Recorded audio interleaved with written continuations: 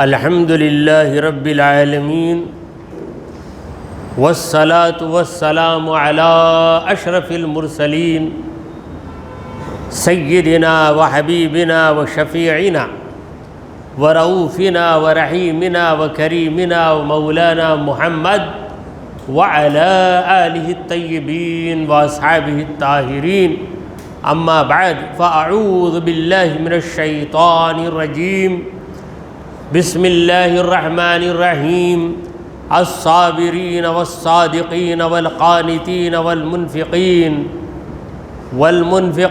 والمستغفرین بالاسحار صدق اللہ مولانا العظیم۔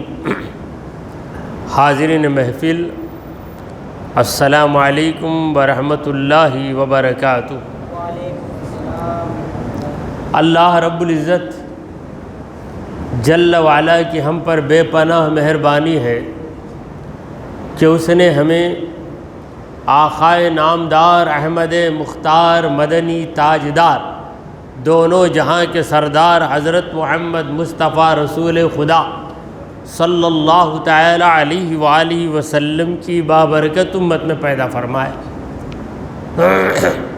سامعین کرام، حمد و صلوات کے بعد جس آیت کریمہ کی میں نے تلاوت کی ہے وہ سورہ آل عمران کی 17ویں آیت نمبر 17۔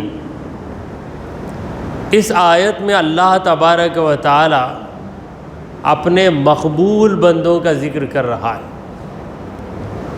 اگلی آیت میں پروردگار نے یہ بتایا کہ میرے مقبول بندے مجھ سے فریاد کرتے ہیں کہ ربنا اننا آمنا فاغفر لنا ذنوبنا، اے ہمارے پروردگار ہم ایمان لائے تجھ پر، ہمیں معاف فرما، ہمارے گناہوں کو مٹا، وقنا عذاب النار، ہم کو جہنم کے عذاب سے بچا۔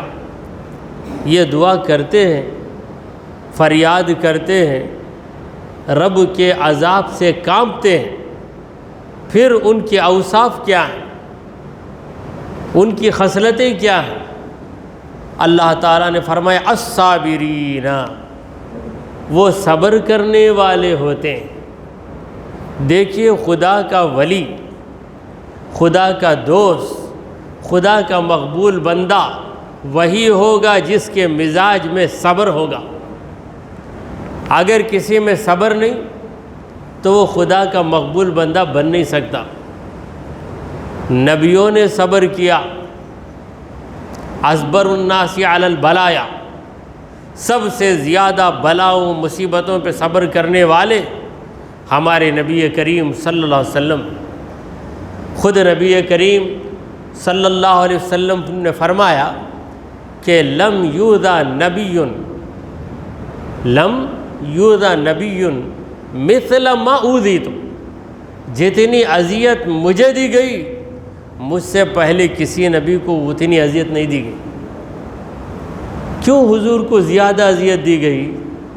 وجہ یہ ہے کہ اذیت کے نتیجے میں صبر کرنا پڑتا ہے۔ جسے سب سے بڑھ کر صابر بننا ہے اسے سب سے بڑھ کر اذیتوں کو برداشت کرنا ہے۔ تو سرکار دو عالم صلی اللہ علیہ وسلم ہر میدان میں آگے ہیں، صبر کے میدان میں بھی حضور اکرم صلی اللہ علیہ وسلم اتنا آگے ہیں کہ حضور سے بڑھ کر صبر کرنے والا کوئی بندہ نہ پیدا ہوا اور نہ ہو سکتا۔ تو الصابرین، پہلی صفت اللہ کے مقبول بندوں کی پہلی صفت کیا ہے؟ الصابرین، صبر کرتے ہیں۔ صبر کا معنی کیا ہے؟ برداشت کرنا، ٹالرنس، برداشت کرنا۔ تو صبر کب ظاہر ہوتا ہے؟ جب غصہ آتا ہے۔ جب انسان کو غصہ آتا ہے تو غصے کے وقت بھی وہ صبر کرتا ہے تو خود کو قابو میں رکھتا ہے۔ اگر صبر گیا تو غصہ غالب آ گیا۔ اسی طرح خواہش کے موقع پہ صبر کرنا، اگر صبر نہیں کیا تو خواہش کے پیچھے بھاگے گا۔ اگر صبر ہے تو خواہش کو کچل کے رکھ دے گا۔ تو یہ صبر انسان کو کیا کیا بنا دیتا ہے۔ اور صبر خطرے کے موقع پر صبر واضح ہوتا ہے۔ خطرہ ہے مگر جم کر کھڑا ہے۔ حضرت امام حسین رضی اللہ تعالیٰ عنہ کا صبر یہ ایک مثالی صبر ہے۔ خطرہ، ایسا خطرہ کہ بالکل سامنے ہے، جان چلی جائے گی، گردن کاٹ دی جائے گی، پورا گھرانہ لٹا دیا جائے گا، یہ بالکل واضح ہے، اس کے باوجود اپنی بات پر قائم۔ امام حسین اپنی بات پر قائم ہے۔ بعض لوگ پوچھے اتنی ضد کیا ان کو، ذرا چھوڑ کے دے دینا نہیں کیا؟ یاد رکھیے امام حسین کی بات ہم کہتے ہیں، امام حسین کہتے ہیں کہ یہ میری بات نہیں، میرے نانا جان کی بات، یہ میرے نانا جان کی بات نہیں، میرے پروردگار کی بات۔ جو رب کو منظور وہ رسول کو منظور، جو رسول کو منظور وہ نواسہ رسول کو منظور ہے۔ تو استقامت، صبر کی وجہ سے استقامت پیدا ہو جاتی ہے۔ صبر کی وجہ سے نفسانی خواہشات سے آدمی بچ کر نکل جاتا ہے۔ صبر کی وجہ سے غصے پہ قابو پا لیتا ہے۔ اسی لیے روزے دار کو اللہ تعالیٰ نے صابر کہا۔ قرآن مجید میں اللہ نے فرمایا انما یوفی الصابرون اجرہم بغیر حساب، بے شک صبر کرنے والوں کو ان کا اجر بے حساب دیا جائے گا۔ یہ صبر کرنے والے کون ہیں؟ روزے دار ہیں۔ بھوک لگی، اگر صبر نہیں تو کھا لے گا، صبر ہے کھائے بغیر رہتا ہے۔ جنسی خواہش پیدا ہوئی، اس کے باوجود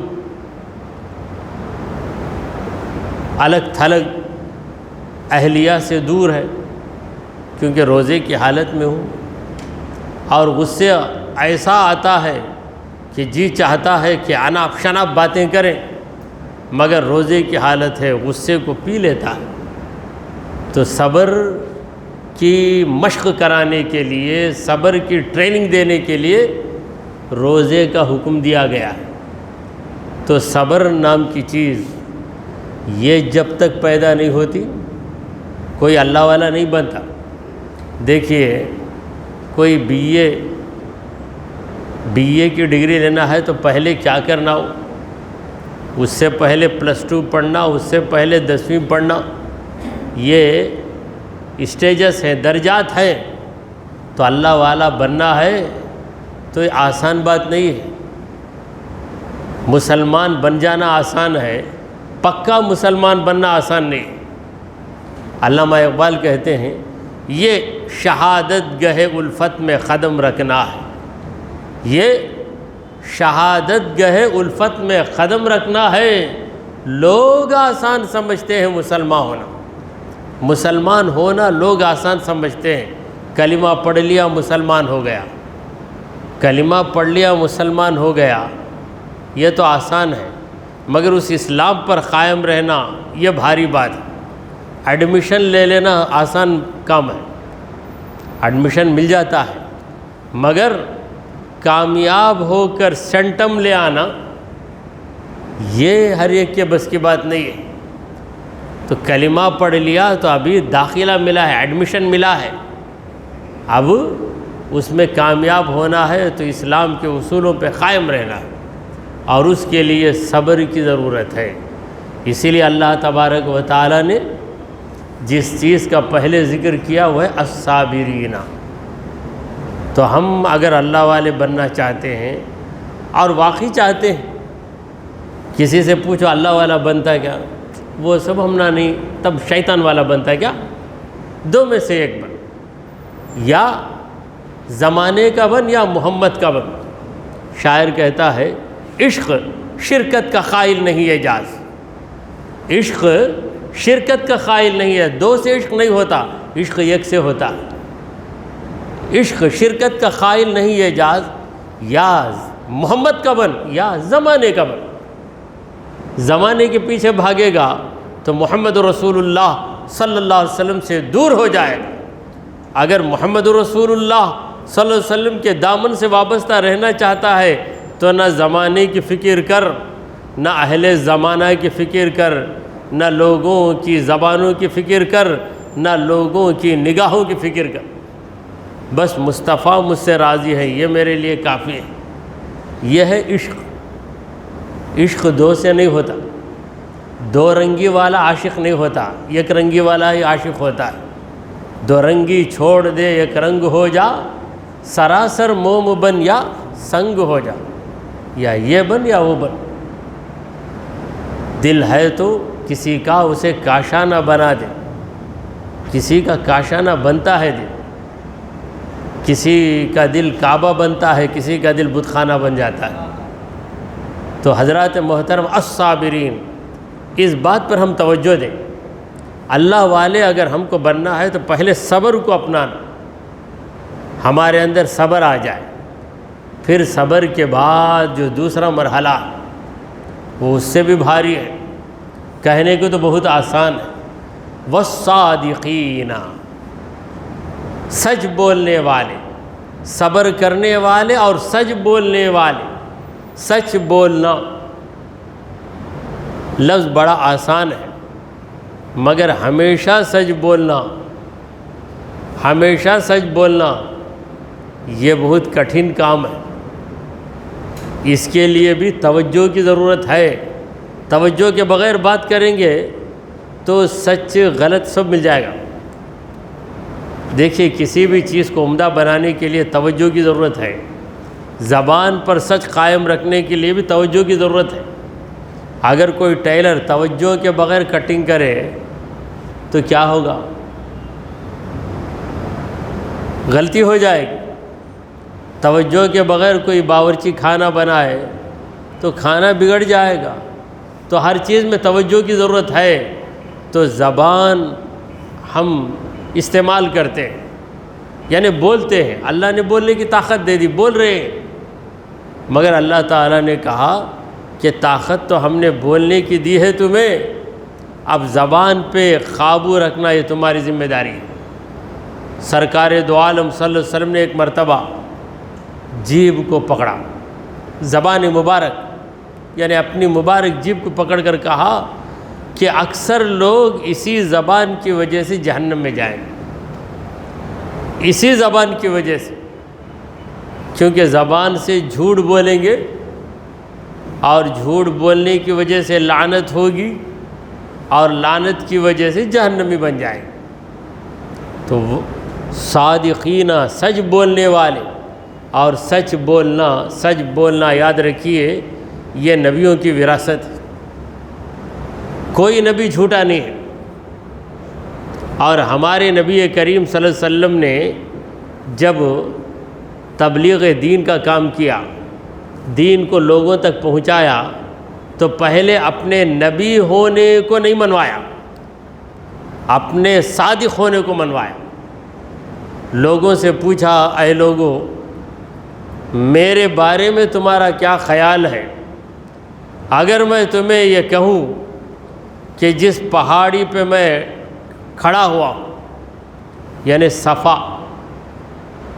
صفا جو پہاڑی ہے کعبے کے قریب، اس پہاڑی پر نبی کریم صلی اللہ علیہ وسلم کھڑے ہو گئے، لوگ نیچے ہیں، پوچھا پہاڑی کے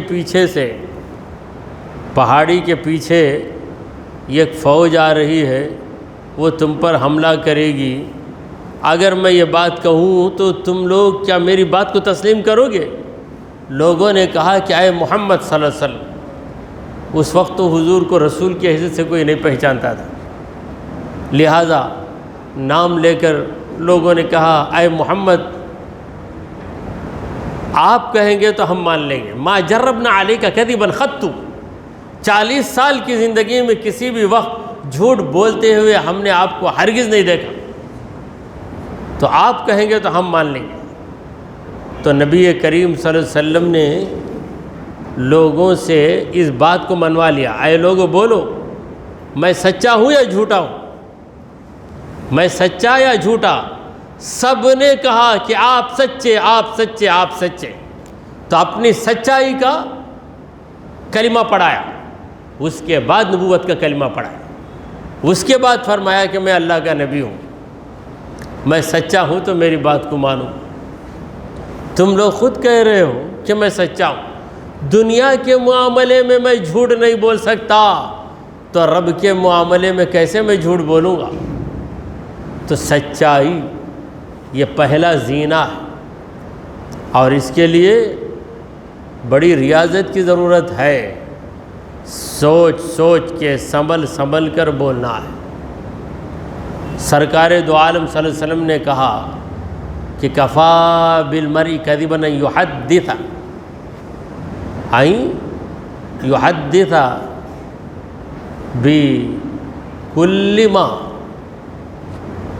بکل ما یرا، جو دیکھتا، جو گزرتا بولتے جاتا۔ زیادہ بولنا ہی اس کے جھوٹے ہونے کی علامت ہے، کیونکہ زیادہ بولے گا تو کنٹرول نہیں رہے گا، 4 باتیں کرے گا تو اس میں یہ بات غلط آ جائے گی۔ کم بولے گا، سوچ کے بولے گا، سوچ کے بولے گا۔ تو صبر کے بعد صدق، یہ اللہ والوں کی علامتیں، صبر کرنے والے، سچ بولنے والے۔ اور تیسری صفت، 5 صفتیں اللہ نے بتائی، 5 کو ہم ذہن میں رکھ لیں اور خود کے اندر ان صفتوں کو ہم اتارنے کی کوشش کریں۔ ہم جب ہمت کریں گے تو رب کی طرف سے مدد ہو جائے گی۔ اردو میں مشہور کہاوت ہے، ہمت مرداں مدد خدا، ہمت مرداں مدد خدا، یعنی انسان جب ہمت کرتا ہے تو خدا اس کی مدد کرتا ہے۔ ہمت ہی نہیں کرتا، بھائی حج کو جانا ہے، ہمت نہیں ہوتی، ہمت نہیں، ہرگز نہیں ہو، ہمت کرو، نہیں طواف کرنا نہ کیا ہوگا، اتنے لوگ ہوں گے، سعی کیسے کروں گا میں، کیسے دوڑوں گا میں، میدان عرفات میں کیسے کھڑوں گا، سوچتے رہیں گے تو کر نہیں سکتے۔ اسی طرح ہر چیز کے لیے تراویح کی نماز بعض لوگ 20 رکعت پڑھنا کیسا ہوگا ہمارے ہاتھ سے، یہ سوچ کر تراویح پڑھتے ہی نہیں۔ اور چند لوگ روزے کے بارے میں بھی، روزہ رکھوں گا تو بھوک لگیں گی نا، روزہ رکھوں گا تو بھوک لگنے کے لیے ہی تو روزہ ہے، ورنہ مست رہنے کے لیے روزہ ہے کیا؟ روزہ چکانے کے لیے، ارے کبھی تم کو میٹھا چکایا، کبھی تمہیں نمکین چکایا، کبھی تمہیں تیز چکایا، کبھی تمہیں کھٹا چکایا، سب کچھ چکایا، ذرا بھوک بھی چکا دیتے، وہ بھی ذرا چکھ کر دیکھو کہ بھوک کیا چیز ہوتی ہے۔ تو جب بھوک کو چکو گے تو غریبوں کی بھوک کا احساس ہوگا، اور کھانا جو خدا کی نعمت ہے اس کی بھی قدر ہوگی کہ کھانا ملنے میں دیری ہوئی تو بھوک لگی، بھوک لگتے ہی فوراً کھا لیتے، مگر روزے کی حالت میں نہیں کھا سکتے۔ جب نہیں کھائیں گے تب پتہ چلے گا کہ یہ غذا نہ ملتی ہم کو تو ہماری حالت کیا ہوتی۔ پہلی بات صبر کرنے والے، اور دوسری چیز کیا ہے؟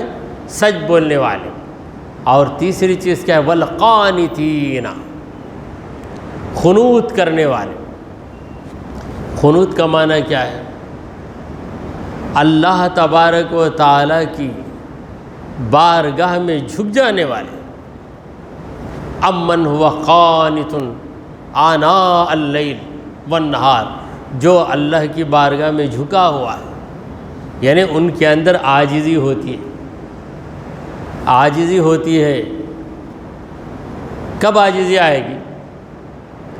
خود کو پہچاننا، خود کو پہچان لے گا تو عاجزی، خود کو پہچانتا ہی نہیں تو عاجزی نہیں آئے گی۔ کر پچھانت پہلے اپنے جان کی، تا پہچانت ہو تجھے سبحان. تو خود کی پہچان کیا ہے؟ خود کی پہچان کیا ہے کہتے سو اللہ، نہیں کہتے سو ہم. یہ ہماری پہچان ہے. نہیں، یہ ہماری پہچان ہے. میں میم کے ساتھ نون کو ملاؤ. میں نہیں ہوں، میں کچھ بھی نہیں ہوں، میں کچھ بھی نہیں ہوں. یہ احساس آ جائے اور یہ احساس یقین کا درجہ لے لے. جب میں نہیں ہوں پھر بھی میں ہوں تو میرے رب نے مجھے سنبھالا ہے. میرے رب نے مجھے سنبھالا ہے، ورنہ میری حیثیت کیا ہے؟ دیکھیے، ایک شخص آپ کو لا کر تحفہ دے رہا، دینے کے باوجود اس کے اندر فخر نہیں. 10,000 کا تحفہ دے کر پھر بھی فخر نہیں ہے. کسی نے اس سے بلا کر پوچھا، کیا بھائی تو 10,000 دے کر جا رہا ہے، تیرے اندر کچھ بھی گھمنڈ نہیں؟ میں دیا کیا؟ میرا مالک دیا، میں پہنچایا لا کر. میرا دے کر رہتا تو مجھے فخر رہتا. میرا مالک آرڈر دیا جا کر دے، میں غلام اس کا جا کر دے کر آ گیا اس کے دوست کے پاس. اب میں کیسے فخر کروں؟ تو یہی حال ہمارا ہے. ہم نے کچھ کر لیا تو ہم نے کہاں کیا؟ جب ہم نے کیا نہیں تو ہم گھمنڈ کیسے کریں گے؟ رب نے کروا لیا، رب نے کروا لیا. یہ صرف زبان میں نہ رہے، دل میں رہے. بعض تو زبان سے کہتے ہیں بھائی اللہ کرا لیا، بھائی میرا کیا؟ بھائی دل میں وہ بات نہیں آتی.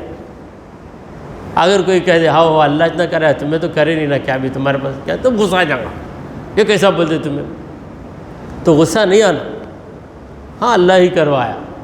کوئی چڑھانے کے لیے بولا تو بولا تو مجھے چڑھانے کے لیے بول رہا ہے، لیکن صحیح بات بول رہا ہے، صحیح بات بول رہا ہے، میں کہاں کیا؟ تو یہ خانتین یعنی رب کی بارگاہ میں جھکے ہوئے رہتے ہیں. ہمیشہ ان کو یہ خیال رہتا ہے کہ ہم کچھ نہیں ہیں، ہمارا مولا ہم سے کروا رہا ہے. نماز ہم پڑھ رہے ہیں، ہم کہاں پڑھ رہے ہیں، وہ پڑھوا رہا ہے. ہم نے روزہ رکھ لیا، ہم نے کہاں رکھا، اس نے رکھوا لیا. ہم نے خیرات کی، ہم نے کہاں کی، اس نے کروا لیا. تو یہ احساس رہے، تو یہ احساس رہے گا تو عبادت رہے گی. اگر یہ احساس نہیں تو عبادت کی شکل میں ابلیسیت رہے گی. میرے جیسا کون بھی سخاوت کرنے چھوڑا نہیں، میرے جیسا کوئی بھی قرآن کی تلاوت کرے گا نہیں. یہ ایک دن میں 2 قرآن ختم کرتا، کون تو بھی کریں گا کیا ایسا؟ تو عبادت کے ساتھ ابلیسیت آ گئی. عبادت ہے، کام عبادت کا ہے، مگر خیال ابلیس کا ہے. ابلیس کا خیال کیا؟ میں ابلیس اللہ کی نافرمانی میں جو پہلا لفظ بولا وہ کیا لفظ تھا؟ میں. جب اللہ نے اس سے کہا کیا ابلیس تو نے آدم علیہ السلام کو سجدہ کیوں نہیں کیا؟ تو کہنے لگا انا خیر منہ، میں بہتر ہوں اس سے. یہ انا کا جو لفظ ہے میں، یہ لفظ نکلا تھا ابلیس کی زبان سے. اب ہم کو بھی میں کہنا ہے، مگر میں کہتے ہوئے نئے کا تصور بھی رکھنا ہے. تو اپنی خامیوں کو بتانے کے لیے میں گنہگار ہوں، میں سیاہکار ہوں، میں ناقص ہوں، میں ادھورا ہوں، میں کمزور ہوں، میں عاجز ہوں، میں مجبور ہوں، میرے اندر کوئی کمال نہیں، یہ بتانے کے لیے میں کا لفظ بولو. میں یہ ہوں، میں وہ ہوں. بولنے سے پہلے سوچنا نہیں چاہیے، سوچنا نہیں چاہیے، کیونکہ ہم بولتے ہیں تو لوگ سنتے ہیں، سوچتے ہیں تو مولا دیکھتا ہے. اللہ تبارک و تعالی دلوں کو دیکھتا ہے. امام غزالی رحمۃ اللہ علیہ فرماتے ہیں کہ آدمی تو کتنا نادان ہے، بڑا رحم آتا ہے تجھ پر، چہرے کو سنوارتا ہے، دھوتا ہے، کہیں ہلکا سا داغ ہو تو اس کو بھی صاف کرتا ہے، میل بھی نہیں رہنا، کلین رہنا بھائی صورت، گھر کا فرنیچر کلین رہنا، دیوار کلین رہنا، ہے سب کرتا۔ کیوں؟ اس لیے کہ لوگ دیکھتے، لوگ تیرا چہرہ دیکھیں گے، لوگ تیرے کپڑے دیکھیں گے، لوگ تیری زمین کو دیکھیں گے، تیرے گھر کی چھت کو دیکھیں گے، سب تو صاف رکھتا۔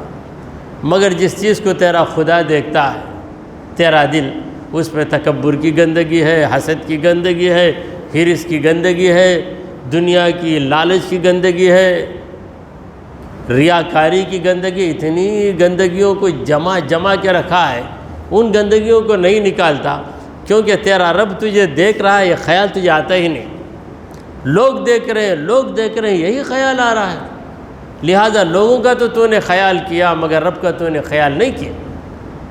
تو الصابرین والصادقین والخانتین، خدا کے نیک بندے، صبر والے، سچ بولنے والے، اللہ کی بارگاہ میں ہمیشہ جھک کر رہنے والے، والمنفقین، اور اس کے بعد 4ویں صفت کیا ہے؟ والمنفقین، خرچ کرنے والے۔ خرچ کرتا ہے کوئی تو خرچ کرنا محبت کی علامت ہے، خرچ کرنا محبت کی علامت ہے۔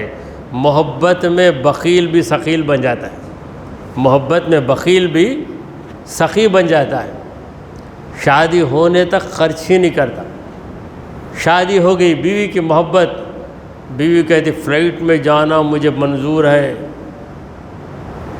10,000 روپے ٹکٹ، 1,000 روپے خرچ نہیں کرنے والا، 10,000 دینے کے لیے تیار ہو جاتا۔ کیوں؟ محبت۔ تو خرچ کرنا محبت کی علامت ہے۔ ایک لڑکا بالکل خرچ نہیں کرنے والا، محبت ہو گئی کسی لڑکی سے، وہ لڑکی بولتی مجھے 25,000 کا وہ ڈریس لے کر دیا تو میں خوش ہو جاؤں گی، تو بغیر کسی پریشانی کے لے کے دے دیتا ہے، جبکہ عشق مجازی ہے، عشق مجازی ہے، ٹھہرنے والا عشق نہیں ہے۔ عشق حقیقی اللہ تعالیٰ سے کسی کو ہو جائے تو اللہ کے لیے خرچ کرنے میں ہاتھ کو روکتا ہی نہیں، اللہ کے لیے خرچ کرتا ہے، اللہ کے کاموں میں خرچ کرتا ہے، اللہ والوں پر خرچ کرتا ہے اور دل میں خوشی محسوس کرتا ہے۔ تو خرچ کرنا سخاوت کی علامت ہے، اور یہ سخاوت رب کی محبت کی پہچان ہے۔ اسی لیے ہمارے نبی کریم صلی اللہ علیہ وسلم نے فرمایا کہ السخی حبیب اللہ، سخاوت کرنے والا اللہ کا دوست ہے، ولو کان فاسقا، اگرچہ کہ اس سے گناہ ہو جاتا ہو، گنہگار بھی ہے، انسان ہونے کی وجہ سے گناہ کر لیتا ہے، تو بھی کیا ہوا؟ سخاوت کرتا ہے تو اللہ کا دوست ہے، کیونکہ اللہ کی محبت میں وہ کام کر رہا ہے۔ والبخیل عدو اللہ، بخیل اللہ کا دشمن، ولو کان زاہدہ، اگرچہ کہ زاہد ہو، یعنی دیکھنے میں بڑا زاہد، متقی، پرہیزگار نظر آتا ہے، مگر دل میں اس کے بخل، کنجوسی ہے، تو کنجوس خدا کا دوست نہیں ہو سکتا۔ تو اسی لیے اللہ تعالیٰ نے اپنے مقبول بندوں کی صفتوں میں چوتھی صفت کیا بتائی؟ والمنفقین، وہ خرچ کرنے والے ہوتے ہیں، اور خرچ کرنا یہ توکل کی علامت ہے۔ توکل، اللہ پہ بھروسہ ہے، خرچ کیا اس بھروسے پر کہ میں خرچ کروں تو کیا ہوا، دینے والا میرا رب مجھے دیتے رہے گا، یہ توکل کی علامت ہے۔ کرا تو ہو جائے گا نا، کرا تو ہو جائے گا نا، سوچا تو خرچ کرا تو ہوگا، آؤٹ گوئنگ ہوتے انکمنگ آنا ہے، دینا تیرا کام ہے اور تجھے نوازنا مولا کا کام ہے۔ جب تو تیرا کام کرتا ہے تو اس کے کام کے کرنے میں کمی کیا کرے گا؟ تو خرچ کرو، مگر دو باتوں کا خیال رہے، دکھاوے کے لیے، فخر کے لیے اور بلا وجہ خرچ نہ ہو۔ خرچ کی وجہ ہو، پہلی وجہ رب کو راضی کرنا، اور دکھاوا مقصود نہ ہو۔ لوگ دیکھیں گے، دل میں خیال آئے گا کہ لوگ دیکھیں گے، تو فوراً اس خیال کو اس طرح توڑنا کہ دیکھنے سے میرا فائدہ کچھ نہیں ہے، اور میں چھپاؤں گا، چھپا کر کروں گا، تو چھپا کر کرنے کی جہاں گنجائش ہے وہ کریں گے۔ جہاں چھپانے کی گنجائش ہی نہیں ہے، کسی غریب کو آپ دیں گے تو غریب سے بھی چھپا کر دینا تو نہیں ہو سکتا نا، غریب کو تو بتانا ہی پڑے گا، تبھی وہ آپ کی چیز حاصل کرے گا۔ اس کو بتائے بغیر اس کے گھر میں آ کر دروازے کے پاس کہیں رکھ کر چلے گئے تو اس بیچارے کو کیا پتہ چلے گا کہ یہاں پر وہ چیز رکھی ہوئی ہے؟ پھر بلی جائے گی تو وہ گرا دے گی، پھر وہاں سے کوا کر اٹھا کر لے جائے گا، یا کسی دوسرے انسان کے ہاتھ لگ جائے گی وہ چیز۔ تو جسے آپ دینا چاہتے ہیں اس کو تو بتانا ہی پڑے گا کہ یہ چیز میں آپ کو دے رہا ہوں، اسے قبول کیجئے۔ تو لوگ دیکھ لیں، اس سے نقصان نہیں ہے۔